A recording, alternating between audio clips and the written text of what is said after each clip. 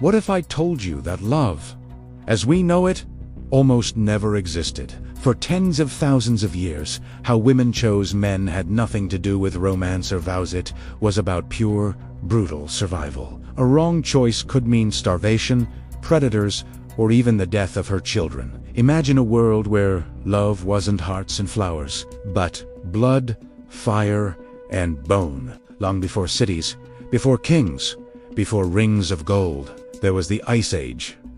A frozen wasteland where entire species vanished overnight. And in this brutal landscape, men and women faced the ultimate question: who is worthy enough to pass on life? Who do you trust when everything wants to kill you? Forget dating apps. Forget weddings. For prehistoric women, attraction was the razor-thin line between extinction and survival. But here's the shocking truths. Strength alone was never enough. The men who were strongest, the so-called alphas, often died young. The ones who lived, the ones women chose, were far more surprising. Picture this: a small group huddled inside a dark cave. Outside, a blizzard screams across the plains. Mammoths, saber-tooths, and giant wolves prowl in the snow. Inside, a woman holds her newborn to her chest. She's watching, judging.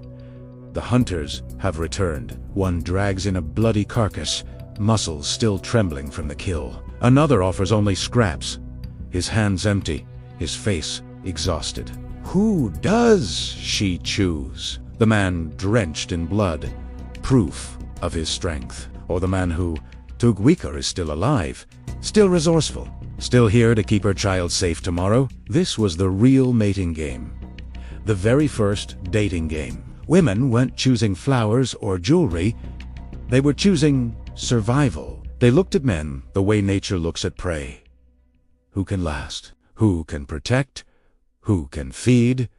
And sometimes, who can lead? Here's the twistle-fuzz weren't always the winners. Imagine the strongest hunter in the tribe. He kills the biggest mammoth, fights the hardest, roars the loudest, is a hero. But that man often died in his 20s. His strength came at a cost-risk recklessness.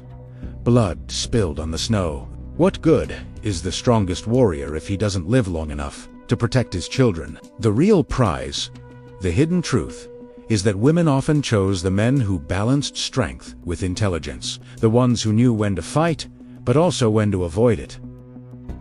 The men who could make fire when the blizzard blew, the ones who could carve tools from bone, traps from wood, warmth from nothing. Survival wasn't just about muscles, it was about mind, and women knew it. But let's push deeper. What about intimacy? What about love?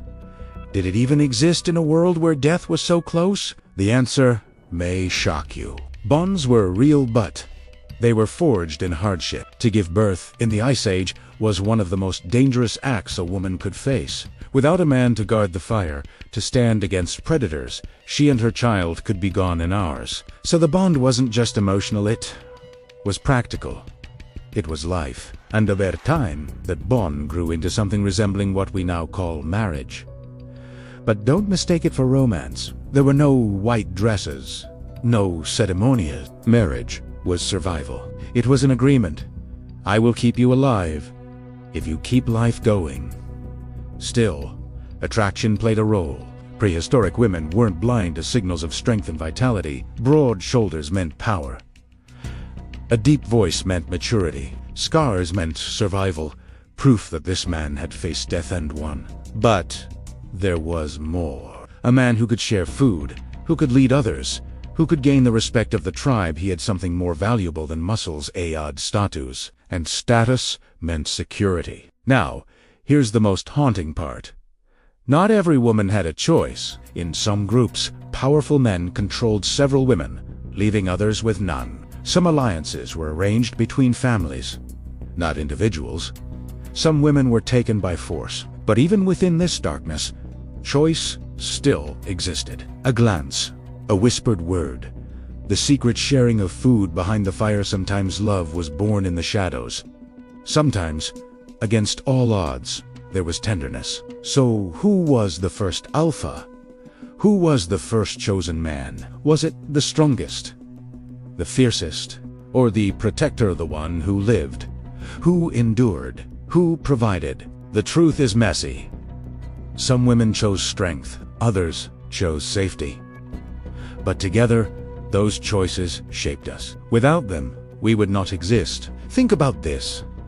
Every single one of us alive today is here because tens of thousands of years ago, a woman chose a man who could keep her and her children alive. She chose carefully, strategically, and her decision carved the path of humanity. Your very existence is proof that somewhere in a frozen cave, someone picked right. Now, let me leave you with one final thought. We spend so much time today asking what women want, what men should be, what love really means. But maybe the answer has been with us all along, buried under ice and bone. In the end, survival is still at the heart of it. Protection, safety, strength, not just muscles, but not just power, but loyalty.